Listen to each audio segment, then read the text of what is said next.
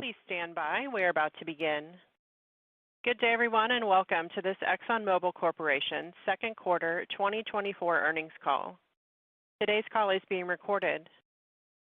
Good morning, everyone. Welcome to ExxonMobil's second quarter 2024 earnings call. We appreciate you joining us. I'm Jim Chapman, Vice President, Treasurer, and Investor Relations. I'm joined by Darren Woods, Chairman and CEO, and Kathy Michaels, Senior Vice President and CFO.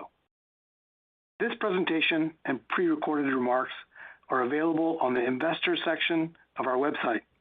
They are meant to accompany the second quarter earnings news release, which is posted in the same location.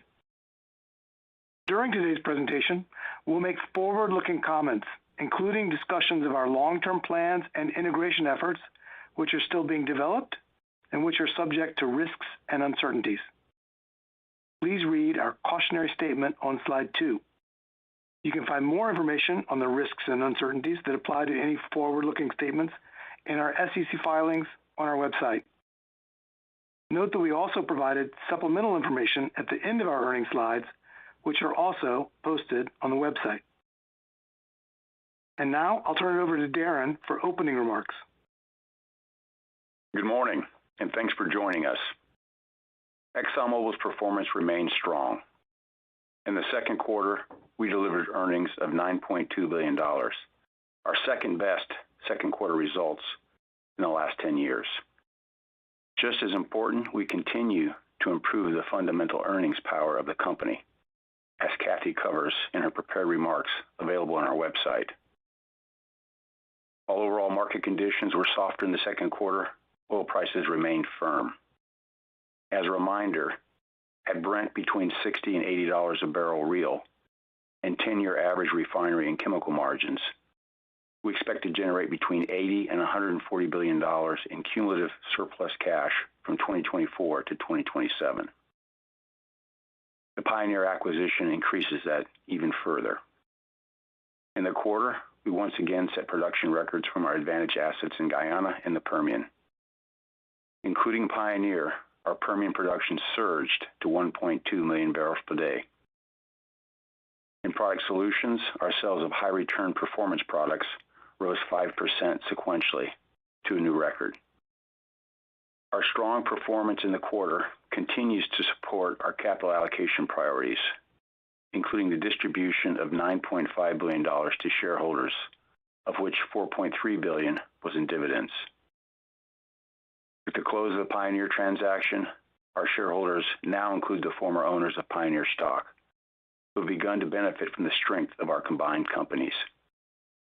We welcome them to ExxonMobil, just as we do the talented people of Pioneer, who bring a strong entrepreneurial mindset and deep expertise in unconventional resource development. I also want to recognize the combined transaction team for their excellence in execution. The average time to complete this type of merger over the last several years has been more than 11 months. We closed Pioneer in 6, once again demonstrating the strength of our organization in effectively executing large, complicated projects, including large acquisitions. It is challenging work, requiring deep thinking, a highly structured approach, and disciplined action, areas where we excel. Although it's still early days, the integration is exceeding our expectations, and I'm confident we'll deliver even more synergies than we've announced. The team looks forward to sharing these details and all the other work we're doing to significantly grow value at our corporate plan update and upstream spotlight in December. As we look ahead, we see opportunities to grow value not only through our corporate plan period, but long into the future. Later this month, we'll publish our global outlook, which projects global energy demand 15% higher in 2050 than it is today. We see oil demand holding steady at around 100 million barrels per day in 2050, while demand for renewables and natural gas grows considerably. An energy-abundant future, driven by economic growth and rising levels of prosperity, creates opportunity for ExxonMobil, no matter the speed or direction of the energy transition.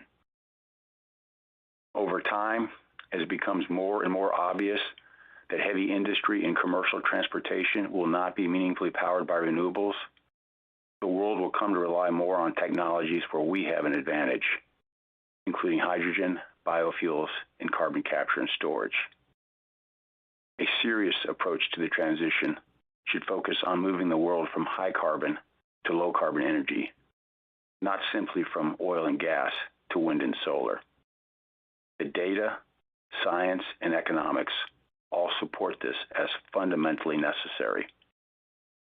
Our strategy reflects this reality, and since it relies on the same corporate capabilities and advantages under any scenario, it is extremely flexible, delivering strong profitability irrespective of the path society takes. As a technology company that transforms molecules to meet society's needs, we're not defined by our existing product suite. We began as a maker of kerosene for lamps. Today, no one thinks of ExxonMobil as a kerosene company serving the lamp industry. In the future, ExxonMobil will be defined by the technologies and products it is producing to meet the world's future needs, as always by drawing on our unique combination of competitive advantages. We shared with you a variety of technologies and products we're developing to more effectively meet existing needs while helping the world achieve a lower carbon future. Two examples where I see significant new market potential are Proxima and carbon materials. With Proxima, we transform lower value gasoline molecules into a high performance, high value thermoset resin that can be used in coatings, lightweight construction materials, and advanced composites for cars and trucks, including battery boxes for electric vehicles. Materials made with Proxima are lighter, stronger, more durable, and produced with significantly fewer GHG emissions than traditional alternatives. In March, we showcased the automotive uses of Proxima at the world's leading international composite exhibition in Paris. We're progressing projects in Texas with startups planned in 2025 that will significantly expand our production of Proxima. We see the total addressable market for Proxima at 5 million tons and $30 billion by 2030, with demand growing faster than GDP and returns above 15%. That's an exciting new business opportunity with significant profit potential, where we have unique and hard to replicate advantages consistent with our strategy and core capabilities. We also see a sizable opportunity in carbon materials, transforming the molecular structure of low-value, carbon-rich feeds from our refining processes into high-value products for a range of applications. We're targeting market segments with margins of several $1,000s per ton and growth rates outpacing GDP. These include carbon fiber, polymer additives, and battery materials. Our competitive advantages of scale, technology, and integration, combined with our North American manufacturing footprint, provides a foundation for building these compelling, new, high-margin businesses. I've challenged the product solutions team to lean into those opportunities and develop plans to accelerate the growth of both of these profitable new businesses. I hope we can ramp up investments to make them a meaningful part of our overall portfolio sooner, which will help further diversify earnings and significantly grow shareholder value for decades to come. ExxonMobil has a long history of successfully establishing new, high-value and use products for established and growing markets. Consider Vistamax, which we launched to enhance the performance of everything from auto parts and construction materials to personal care products and packaging.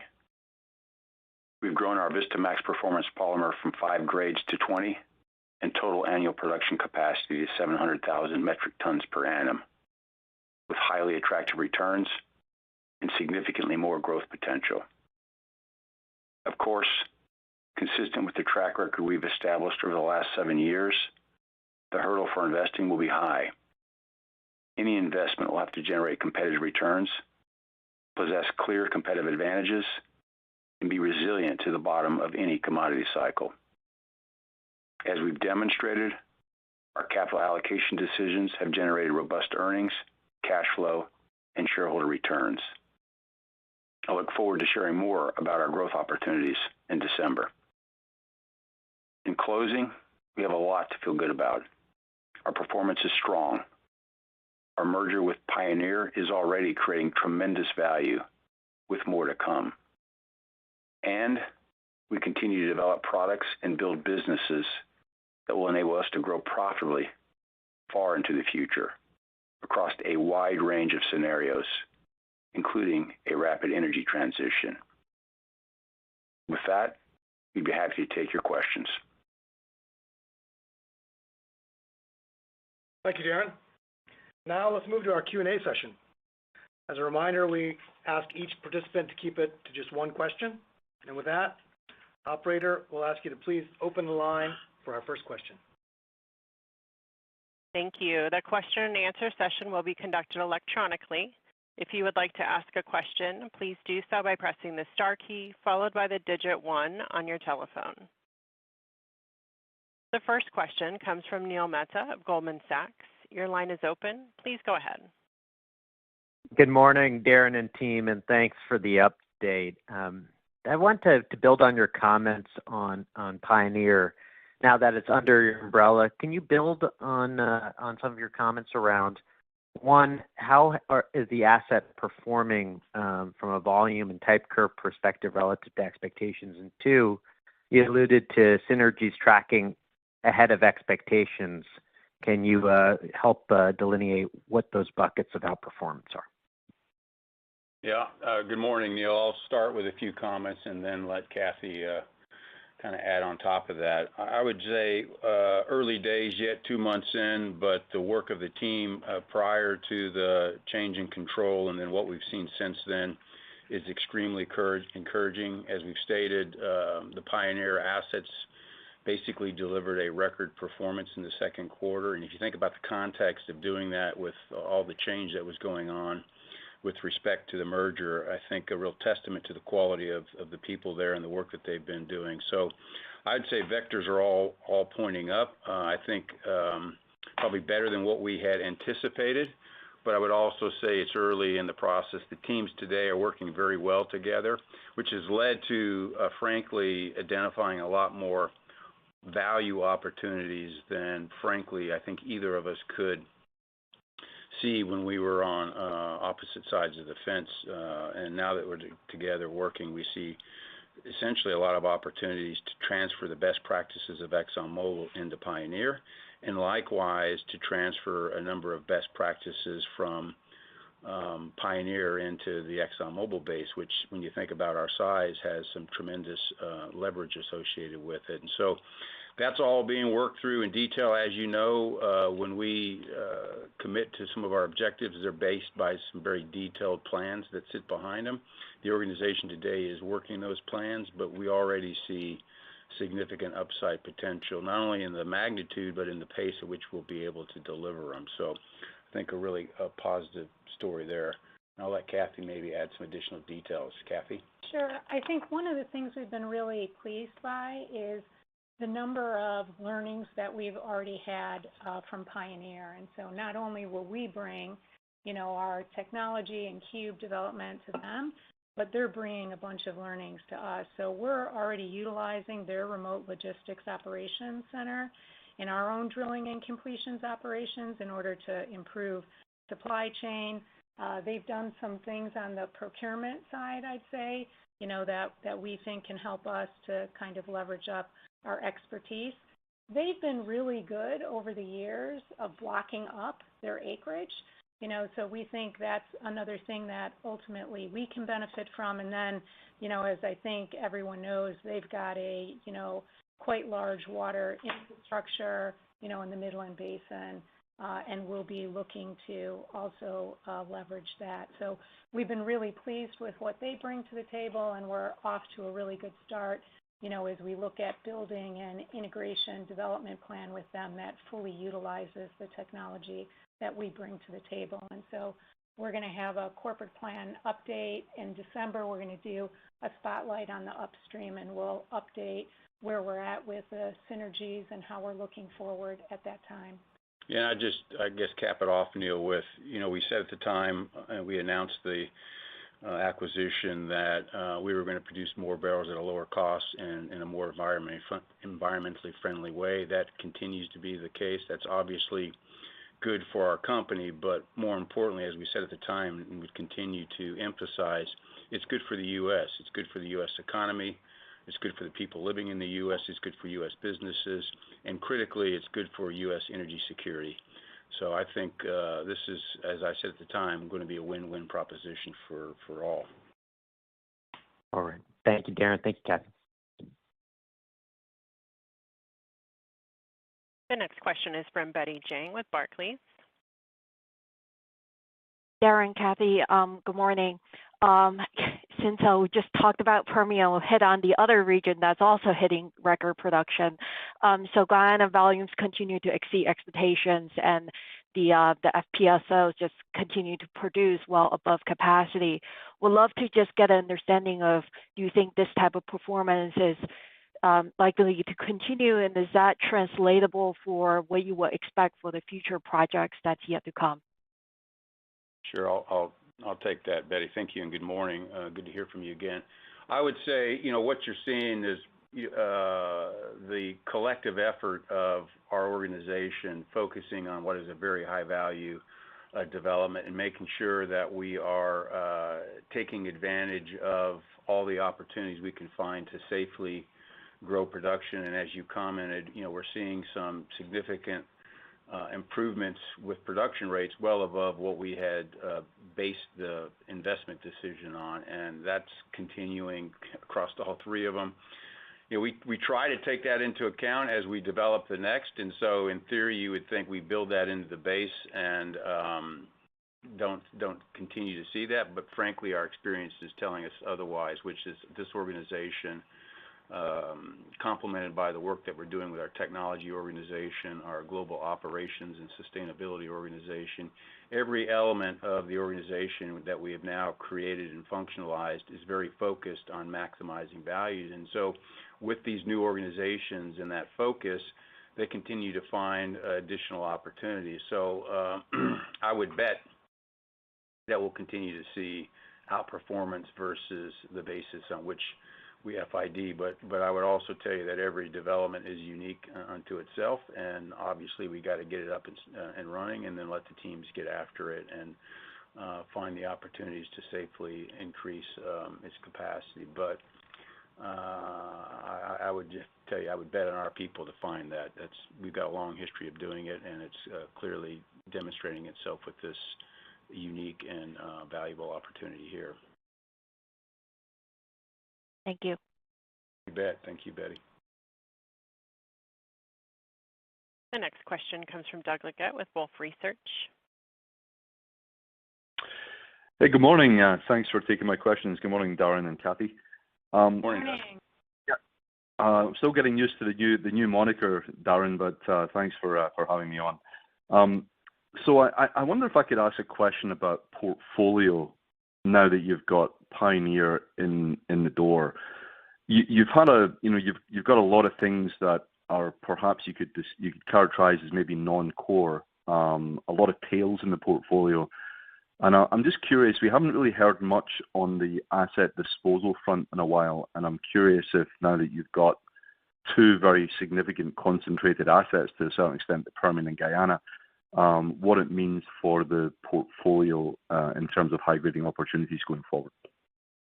Yeah, I'll start with that, and then I'll let Kathy add anything that she wants to. But I would say, actually, we've been fairly aggressively going after the tail. You remember, I think back in 2019, we had announced that we were going to divest about $15 billion over time. Of course, we got into the pandemic, and we said we're not going to, this is not a forced march. We're going to basically divest when the market conditions ensure that we can realize the value that we think the assets that we are marketing can be realized. And frankly, that's what we've been doing. So as you look at where we're at to date, second quarter this year, I think we've basically gotten to the $15 billion in the upstream. And then if you look at what we've been doing in the downstream, there's another few $1 billion that we've added on top of that. So frankly, from a cleaning up the tail standpoint, we've made significant progress. Obviously, there's a few more things that we're working on, and we'll continue to assess every one of the assets in the portfolio and make sure that they are competitively advantaged. And, frankly, as we look at new investments, we force those investments to compete on an industry-wide basis and make sure that they're advantaged versus the industry and therefore can be supply product at low cost of supply. We also do that with all of our existing assets. And if they're not competitively positioned on an industry supply curve, then the organization has two options. Either we come up with an advantaged investment that makes them more competitive and moves them to the left of the cost of supply curve, or we look to divest. And that process has been ongoing across all of our businesses. And then obviously the timing of when we then take action is a function of realizing the value that we think those divestments should bring. And we're patient. We're not going to rush that process. But I would just say, staying after it, being very steady, waiting for the market to meet, to be where it needs to be in order for us to reevaluate, has paid off significantly. And basically, we're delivering on what we said we were going to do, and we'll continue to look at it. But I don't see any big step changes here in the medium term. And the only other thing I'd note, Neil, is, you can see in our cash flow bridges every quarter. Doug. I'm sorry, Doug. I'm sorry. But you can see in our cash flow bridges, we're pretty consistently every quarter bringing in more proceeds from the divestments that are occurring. In the first half of the year, that was $1.6 billion. And then I would just note, we had a lot of activity in upstream. And so that generated some positive earnings for us in the quarter. And so if you look at my prepared remarks, that we published earlier this morning, I talk about sort of $380 million in the upstream being kind of these other one-off items. And that was a lot of earnings coming in from divestments, only partially offset by the one-off costs associated with Pioneer. Terrific. It would have been worse if you'd called me Jennifer, Kathy, but thanks so much. I appreciate it. Yeah, good. Appreciate that. Sorry about that, Doug. Doug, congratulations on the new shop, the new platform. And to you, Jim. Thanks so much. The next question is from Devin McDermott with Morgan Stanley. Hey, good morning. Thanks for taking my question. So, Darren, you had a lot of good updates in your prepared remarks on some of the low carbon initiatives. There's been a lot of progress there, it seems, over the past few months and quarters, which is great to see. Now, I think back to the corporate plan you laid out late last year, this is a growing wedge of your overall capital spending in each of the next few years. So I was wondering if for some of the investment opportunities, more about what miles you're focused on to actually allocate more capital to these areas. So what's needed to make final investment decision on the carbon ability or move forward with carbon materials or build the scale you talked about in lithium production? Is it more commercialization at offtake, technology development, regulatory clarity, something else? Sure. Yeah, you broke up just a little bit on that, Devin, but I think I got the gist of your question. If I don't hit the mark, then please steer me in a slightly different direction. Okay, sorry about that. I think your question around, what's required to kind of continue to move along in our investments in the low carbon solution across the portfolio of products that we've been talking about. And I would just say fundamentally, we expect in the low carbon businesses, and in fact some of these new products that while they contribute to a lower carbon future, they also bring significant value in use in today's application. They have to compete in the portfolio. They have to be advantaged versus what's out there today, and they have to basically generate good returns across the commodity cycles. And so the fundamental philosophy that we've been applying in the base business also is required in these the new businesses that we're trying to generate. So that's foundational. What each of Dan Ammon in particular, but then the stuff that's coming out of the Product Solutions organization has also got to meet that initial hurdle. And then as you look across each of them, the hurdles to deliver on that expectation vary a little bit. I would say in Dan's business with the carbon capture and storage, he's and his team are building a brand new business. And so there are very few, I think, examples of where the company is not only developing the technology and the infrastructure and logistics system, but also developing the capacity to supply while developing the demand and developing the market in general, and advocating on, what I would say are the initial policies needed to get things kick-started. So there are a lot of moving parts. I would say the broader industry and business community, I frankly haven't gotten far enough along in this to truly appreciate just how complicated it is. But I would say leveraging the capacity and capability that we've built over the decades doing this in other parts of our company, particularly in the upstream, that we're leveraging those capabilities and making really good progress there. On the blue hydrogen project, as we've worked through the engineering, and we've got a really good line of sight to what that project can deliver. Obviously, a critical element of that is getting the IRA legislation translated into final regulations, and that's a process that's been ongoing. We're optimistic that the regulations will reflect the intent of the legislation, and if it does, I think we'll have a very attractive project that we can then FID here once those regulations are finalized. So I'm optimistic in that space, and as you may have seen, we've just added another 500,000 tons of carbon capture and storage into Dan's portfolio, and there's a pipeline that the team continues to work. So we see continued opportunity and growth with good returns in the carbon capture side of the equation. On the lithium, same thing. While lithium is an established market, it's fairly small with respect to what its ultimate potential is. And of course, we're bringing on a new production method with some new technology. And so, again, doing the work to understand what the investments required there are, and to establish and ensure that we've got a real advantage versus what else is out there and what else needs to come on to meet the growing demand in lithium. But again, I feel good about that. We've told the team, we're not looking to rush this through and get money spent. We're looking to make sure that we build a very strong long-term foundation. So none of the work that we're doing in these new businesses is schedule-driven. It's all about establishing successful long-term foundations. And then maybe just briefly touch on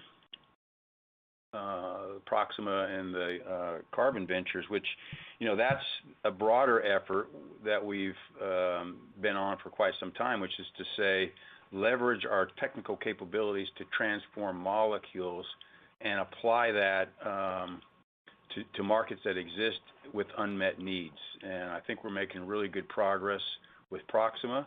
We've got some, I think, very high barriers to entry and competitive advantages there. And so I'm anxious to kind of prosecute that business and establish it as quickly as we can, because we see real potential there. And same with carbon ventures, again, leveraging our ability to transform the molecules, shape the molecules, and get some structures that improve performance.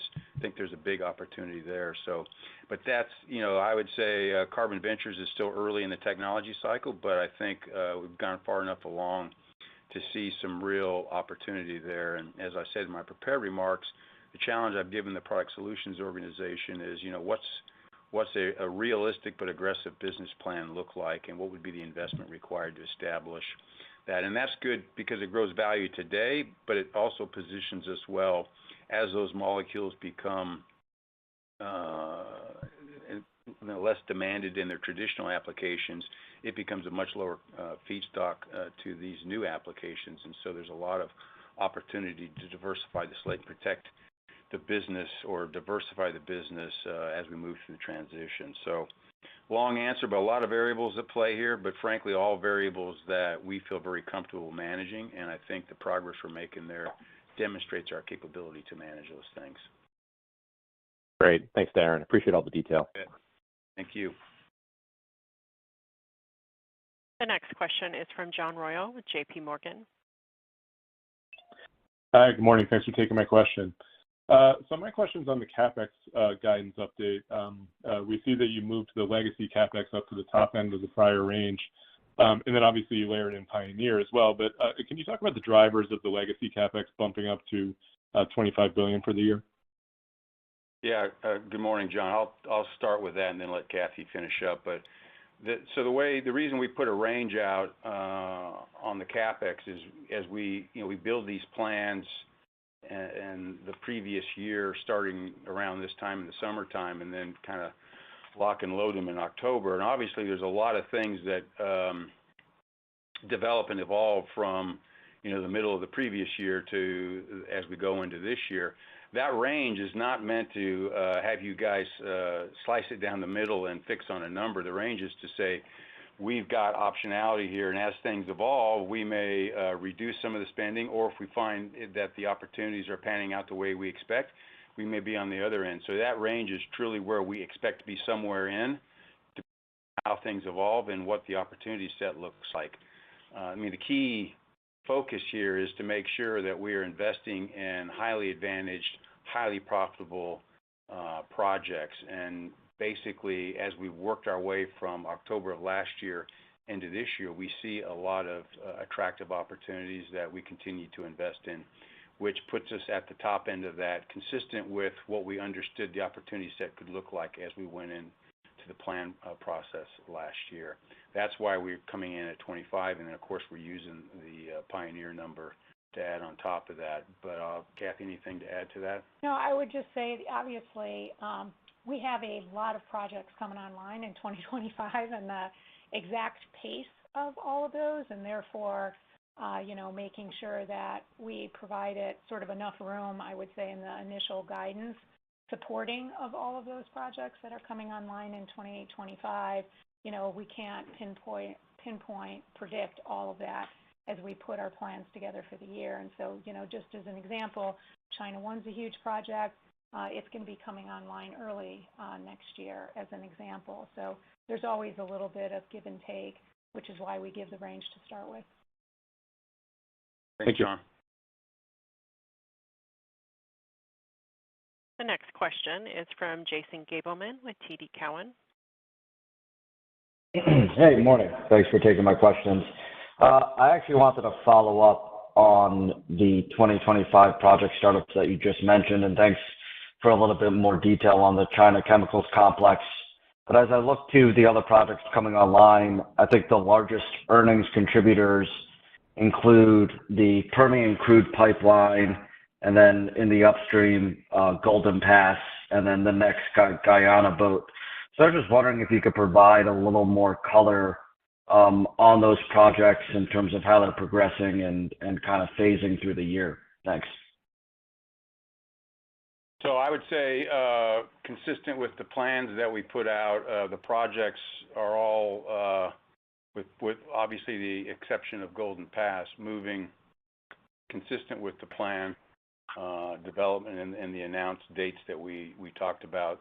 All of them, I think, we feel really good about in terms of the work that we're doing and the case for the contributions, the returns, the earnings that we expect to get out of those projects. I think we continue to feel good about. Underpinning all the projects is we never try to take a position on where we're going to be in the market cycle, but instead make sure that these projects, when they come on, can compete in any of the areas of the cycle. And we've actually found that if you look at the investments we've made since 2018, brought online, if you look at the aggregate return of that portfolio, it's exceeding the basis in which we FID'd those projects, even as we've been, say, in the chemical business at bottom of cycle conditions. So I think we continue to demonstrate to ourselves the time we spend to make sure these projects are advantaged in the base case is paying off. And then, of course, our global project organization is really continuing to drive very effective execution of the portfolio with keeping our cost well within the FID basis and generally delivering it faster and therefore bringing more value sooner. Kathy, Yeah, and I would just note it's an especially big year for our EMPS business. So, I already noted China 1. You noted a couple of projects. I mean, the Singapore resid upgrade project is a pretty big project. We have a upgrade project at Fawley in order to bring on, ultra low sulfur diesel. We've got the Strathcona project for renewable diesel coming online in 2025. So, really big year for the EMPS business in terms of the number of projects we have coming online. And then we're going to continue to expand our advanced recycling. So we'll be adding more capacity as well next year. So, we noted, again, if you look at our IR slides, we talk about projects being a big driver of underlying earnings growth in the EMPS business. And you see that supported by everything coming on in 2025. Thanks. The next question is from Biraj Borkhataria with RBC. Your line is open. Please go ahead. Hi there. Thanks for taking my question. Just wanted to follow up on Jason's question and more specifically on Golden Pass. So I guess at this point, are you able to confirm updated schedule guidance for the startup? And then the second question is just going to some of your prepared remarks. If I think about your upstream portfolio, a lot of your growth is liquids or liquids price linked through LNG. I think you say 80% of your upstream is now linked to liquids. So I was thinking, as you're building out your LNG portfolio and your trading function, is there any desire to diversify that sales mix a bit more, or is this intentional and where you want to be? Thank you.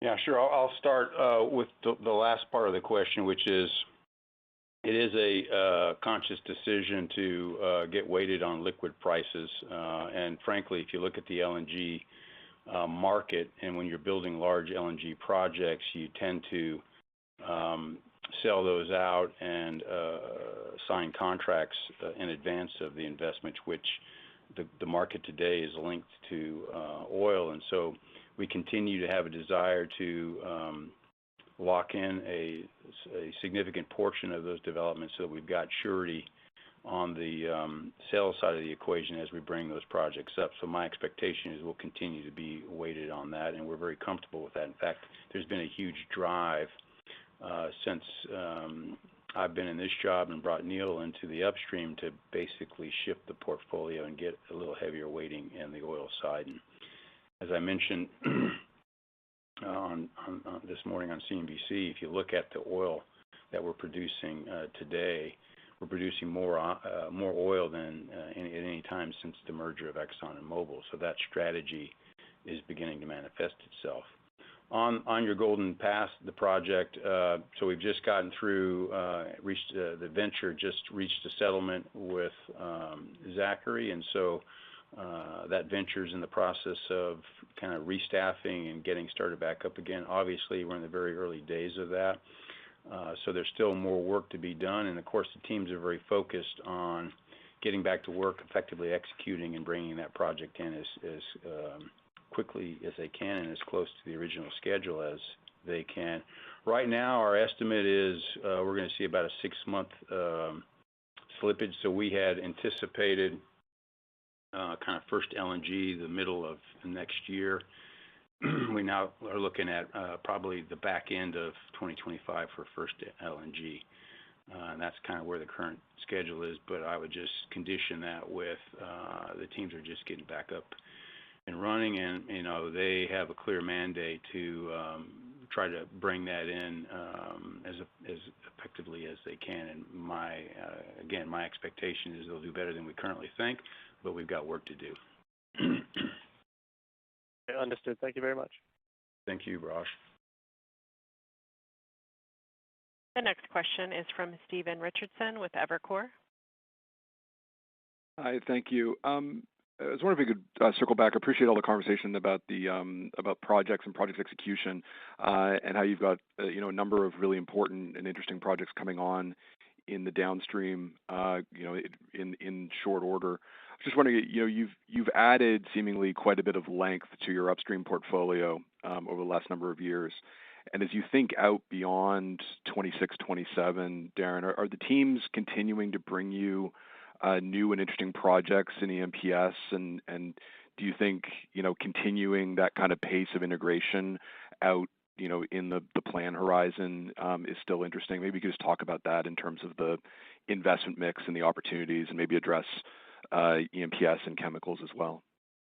Sure. No, I appreciate the question, Steve, because I think you're touching on a really important point. I think one of the advantages of the restructuring that we've done is we no longer identify our business with the products that we're making. So if you go back in time, the functional organizations that we established, we had a refining organization that was producing refining products, and we had a fuels marketing organization that was marketing fuels. And we had a chemical company that was marketing chemicals. We've now combined all that into a product solutions organization, which is supported by a technology organization, which again is not organized around any of our heritage businesses or heritage products, but instead is organized around core capabilities, core technical capabilities to deliver value to the businesses that they support. So while it may not be intuitively obvious, that change in structure and the way we think about and talk about the business has also opened up a lot of white space in terms of, the challenge here is how do we take our core advantages, core capabilities.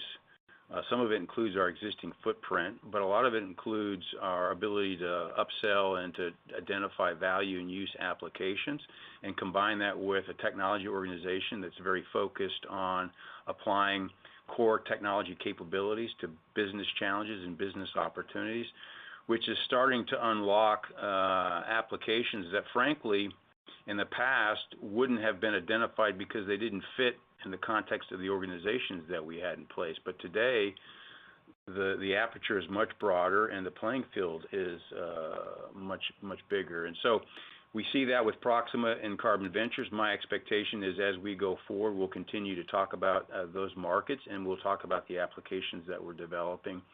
And the technology organization is continuing to look at how else can we use our capabilities and manipulating the molecules, and particularly hydrogen and carbon molecules, to make products that society needs, and at the same time reduce emissions. So I think that organization has been given a license, a hunting license, to go out and find how we can lean into and create more value out there and grow earnings. So my expectation is as we go forward well beyond the 2027 timeframe, we're going to continue to bring in opportunity sets as we unlock them through the work of both our product solutions organization, but also our technology organization. And then, of course, we can take advantage of our projects organization to then go off and build these things at scale and do it at a lower cost than anybody else. So I think there's a really powerful combination there.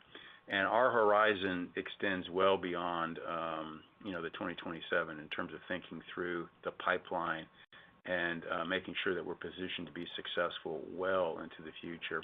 And I would just quickly add then, and that's true for product solutions, which has got the chemical portfolio, our specialties portfolio, and then what I would say are the energy portfolio, but more specifically the molecules that go into energy that we expect to become feedstocks of the future, like they are today for our Carbon Ventures and the Proxima Ventures. On the upstream side, we've got a lot of, obviously, growth potential through the back end of this decade, but this is a depletion business. We recognize that, and so that organization continues to look well beyond the 2027, 2030 time horizon, making sure that we have got a good understanding of what it's going to take to keep that pipeline full. So I feel really good about that. I think the way we've organized the businesses and the central organizations that we've put in place to serve those businesses is going to have huge payoffs here in this space.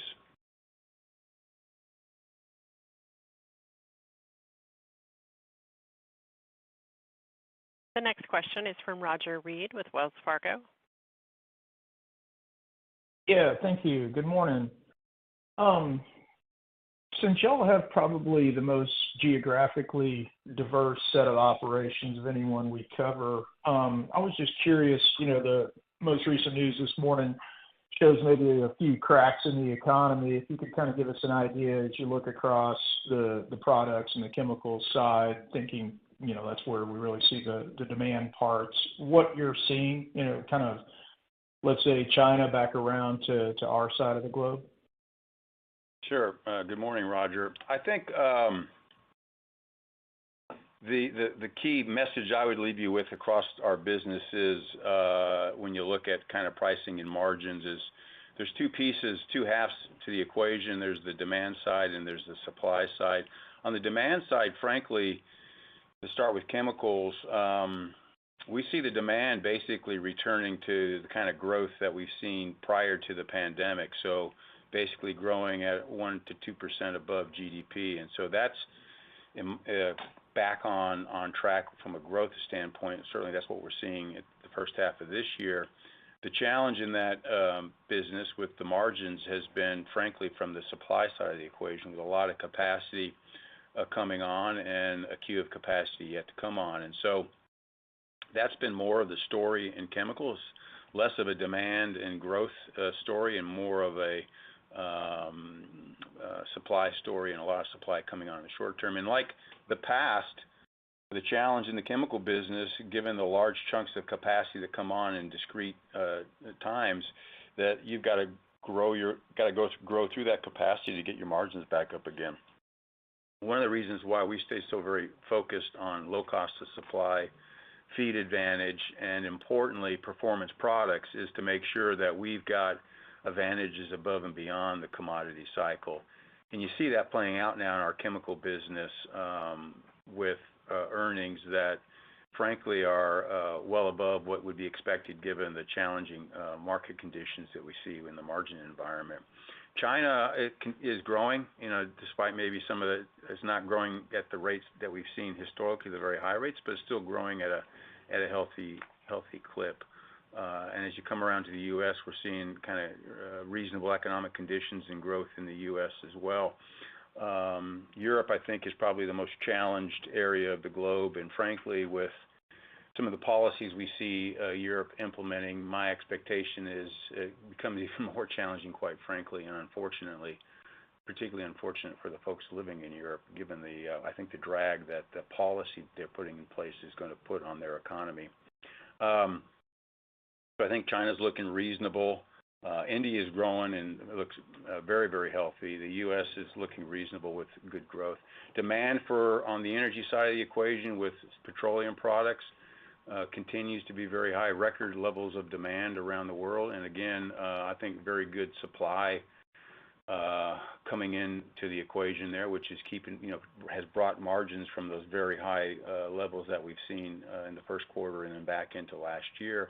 We're now getting back down into more typical ranges. And frankly, all of our plans anticipated that. It's always difficult to call the timing of it, but we certainly knew that the elevated margins that we were seeing in the refining business would ultimately come back into normal ranges. My expectation going forward then is we'll continue to see what I would say is historical volatility levels in that. We'll see times when the margins spike and we'll see times when the margins are challenging. But again, we've built our refining business to be robust to those. And if you look at the work we've been doing to high grade that portfolio, we've taken out a lot of the low margin, less advantaged refineries and are now focused on the integrated refineries that have a mix of high value products that we're producing and are advantaged from a size and scale and cost standpoint. And then on the gas side of the equation and the oil side of the equation, oil demand continues to be at record levels. Last year was a record. We anticipate this year will be a record, and then next year will be a record. So demand continues to be fairly healthy from an oil standpoint. It's just a question of working through the supply that's coming on, most of that led by what's happening in the Americas.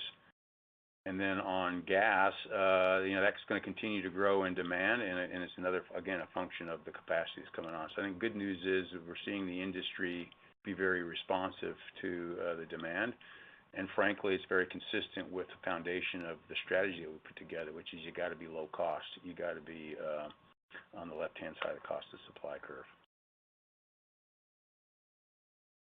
Thanks, Roger.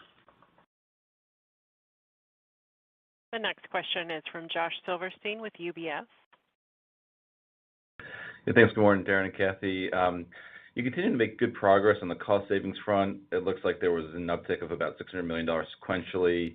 It looks like you called out kind of a $200 million turnaround savings in energy products. Just wanted to see if you could provide some more examples of what's driving the improvement and how you take the current kind of 10.7 to the 15 billion over the next few years. Thanks. Great. Thanks very much for the question. And so you're right. If we look on an after-tax basis, we had about $600 million overall on a pre-tax basis for the year-to-date, where our structural cost savings is about $1 billion. So making really good progress. Continuing to optimize maintenance is a big driver of overall savings. We gave a number of $200 million in energy products in terms of my prepared remarks, and that was just noting that in the half we had a particularly heavy, turnaround slate. And if we looked back at that same turnaround slate, the last time we did it much more quickly, and we did it at lower cost. Hence the $200 million savings number that you mentioned. We're also obviously driving savings in terms of supply chain, and looking to get more efficient there. And all of our centralized organizations, which we've kind of stood up over the last couple of years, are really responsible for driving savings into the business. So whether that's global business solutions, or whether that's supply chain, or our global operating and sustainability group who works on our maintenance activities, we're really starting to see the uptick from the benefit that those organizations can bring by simplifying things and standardizing things and bringing better data analytics to optimize our overall organization. So that's what you're going to continue to see on a go-forward basis. And then I would say longer term, as those centralized organizations start to standardize processes for the company, which are quite disparate as we sit here today, we'll be able to apply more technology to get, I would say, even more automated in the things that we do, which will drive further efficiencies for us long term. So, whether it's getting more efficient on logistics or getting more efficient because, we're standardizing now between ourselves and Pioneer, standardizing all the materials and things that we're buying, those are the types of things that'll continue to drive savings. And I think we have both the largest program by far, of anybody in the industry, and now a very proven track record that we feel quite good about, typically over-delivering on the initial plans that we developed. So we're feeling good about the progress we're making, and that overall target to get to $15 billion in savings between 2019 and 2027. Yeah, I would just I guess one of the way to think about it, Josh, is, for the first time in the history of our corporation, we've organized ourselves to focus on every aspect of delivering the business, irrespective of what that business is. Looked at where the synergies exist, and are now taking the experience, the collective experience of the corporation and the expertise in each of those areas, and focusing it on an opportunity set. So the size of our business, it gives us a huge advantage here. And so a lot of these things you're seeing are accruing by basically taking the best thinking that had occurred in other, around the organization, around the world, and then applying that uniformly everywhere it's relevant. And that's happening time and time again. And so I think a very unique capability and capacity that frankly others can't match. And the benefits are showing up in these structural cost savings for sure, also showing up on the revenue side of the equation with respect to better marketing, better ability to sell into value. So there's I think huge benefit to the changes we've been making.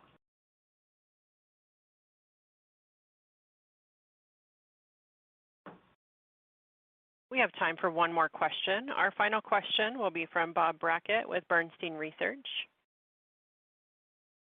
Good morning. I'd like to paraphrase a comment Darren made, that lithium complexity is misunderstood by the industry, and I'm intrigued. Is that a comment around the marketing and the relative youth of the downstream side, or is it a comment around maybe the upstream and the complexity of processing? Good morning, Bob. Yeah, that comment I meant to imply for more broadly the whole low carbon solutions business set, where as you look at each of those businesses, they've got their unique set of complexities. For lithium in particular, you're taking what is essentially a brand new technology, marrying that with some established technologies for subsurface, some established technologies, above surface, consistent with our processing experiences in refining and chemicals. And so putting those things together in a new business to make a product, I wouldn't say has complexities that people can't comprehend. I would just say they're new, and there haven't been very many people who have worked their way through that. Where some really unique challenges are is in the building brand new value chains and the carbon capture market as an example, where there's not an existing market today that pays for carbon removal that's being incentivized with government policy. Government policy is forming, while at the same time you're trying to build the infrastructure to support that market, the logistics, the supply, and then at the same time develop a customer base. And so the complexity that I see in the low carbon space, that's a particularly challenging one because of all the moving parts and all the work that has to be done to try to piece those things together to come up with, frankly, a business and business model that, one, is sustainable for the long term, and two, that generates returns that are competitive in the portfolio. But I have to say, we're geared to do that kind of work. Our experience lends itself to that, and frankly, what Dan and the team is accomplishing, leaning on a lot of the core capabilities of the organization, we're tackling those challenges and making really good progress. I think on the hydrogen side of the equation, there's not a real vibrant market or a strongly economic market for a low, virtually carbon-free hydrogen. So that's being developed. Obviously, the government incentives are supporting that in the short term, but we've got to work our way to a market-driven forces so that we are competing in an open market and not relying on government subsidies. So that's, I think, one of the challenges in that space. But I think my comment was more generally that there's a lot of optimism around the low carbon businesses in general. But if you think about where progress has been made to date, most of that's been in the wind and solar and EV areas, and all of those are playing into well-established markets. Power generation market is very well established. The automotive industry is very well established. Now they're bringing in new technologies that have some of their own unique challenges, but they're not building brand new markets. In our case, and some of the businesses, we're building brand new markets. Yeah, that's very clear. Thanks for that. You bet, Bob. Good talking to you. Thank you, Bob. And thanks everybody for joining the call and for your questions. We're going to post the transcript of this call to the investors section of our website by early next week. But before we wrap, I want to draw your attention to a couple of topics. First, a reminder, later this month, we will be issuing our annual Global Outlook, which includes our latest views on energy demand and supply through 2050, and which forms the basis for our business planning. And second, please mark your calendars for our corporate plan update and upstream spotlight, which is going to be on Wednesday, December 11th. And for more information on that, again, please see the investors section of our website. So with that, have a nice weekend, and I'll turn it back to the operator to conclude. Thank you. This concludes today's call. We thank everyone again for their participation. You may disconnect at this time.